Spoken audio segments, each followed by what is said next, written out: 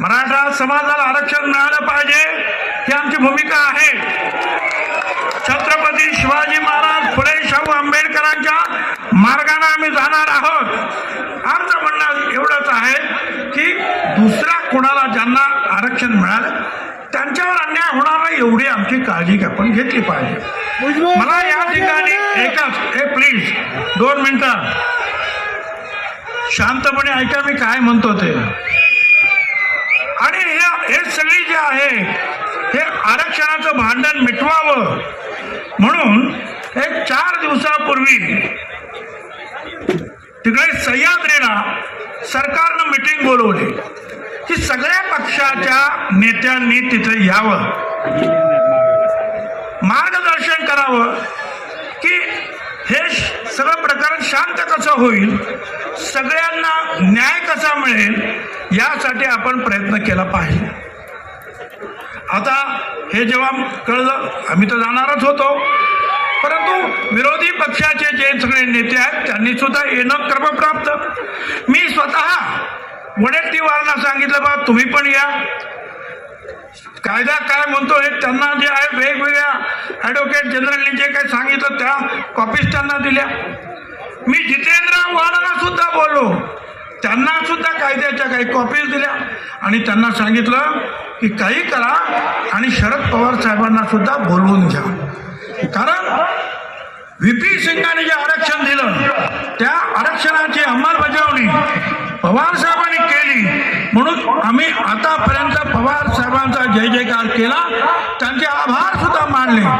परंतु ज्या वेळेला अशा आरक्षणाच्या बाबतीमध्ये ज्या वेळेला काही प्रश्न निर्माण होतात त्यावेळेला अपेक्षा ही आहे की महाराष्ट्राचे एक ज्येष्ठ नेते म्हणून पवार साहेबांनी सुद्धा तिथे यायला पाहिजे होतं. परंतु असं सांगितलं जातं की सगळे येणार होते, पण 5 वाजता बारामतीवरून कुणाचा तरी फोन गेला आणि विरोधी पक्षाचे सगळे येणारे नेते यांनी बहिष्कार टाकला. मला हे विचारायचं आहे या बारामती मतदारसंघामध्ये मराठा समाजाचे मतदार आहेत, माळी समाजांचे आहेत, धनगर समाजाचे आहेत, सर्व ओबीसी समाजाचे आहेत, भटक्या समाजाचे आहेत, विमुक्त समाजाचे आहेत. सगळ्यांनी मतं दिली. ती सुनेत्राताईंना दिली असतील तसं ती सुप्रियाताईंना सुद्धा दिली. पण मग या सगळ्यांच्या बाबतीमध्ये त्या सगळ्यांचं संरक्षण करणं हे तुमचं काम नाही. तुमचा राग आमच्यावर असेल, तुमचा राग अजितदादावर असेल, तुमचा राग छगन भुजबळवर असेल, पण या ओबीसी समाजानं तुमचं काय घोडं मारलंय? का तुम्ही येत नाही? का हे सगळं मिटवण्यासाठी तुम्ही आमच्या बरोबर येत नाही?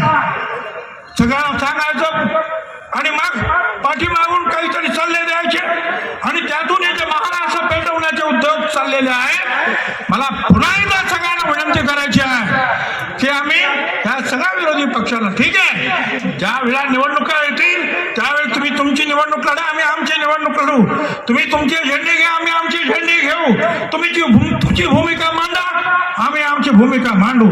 पण या राज्यातले सामाजिक प्रश्न सोडवत असताना मुद्दाम होऊन त्याच्यावर बायकॉट टाकायचा, मुद्दाम होऊन यायचं नाही आणि ओबीसी समाजाला असेल, मागासवर्गाला असेल वाऱ्यावर सोडायचं हे अजिबात योग्य नाही.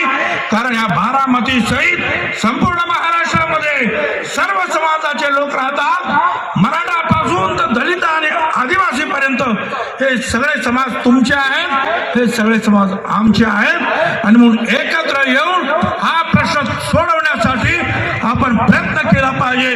ती सुबुद्धी आपल्या सगळ्या विरोधी पक्षाच्या नेत्यांना मिळो अशी परमेश्वराकडे प्रार्थना करतो. थांबतो. धन्यवाद. जय हिंद, जय महाराष्ट्र.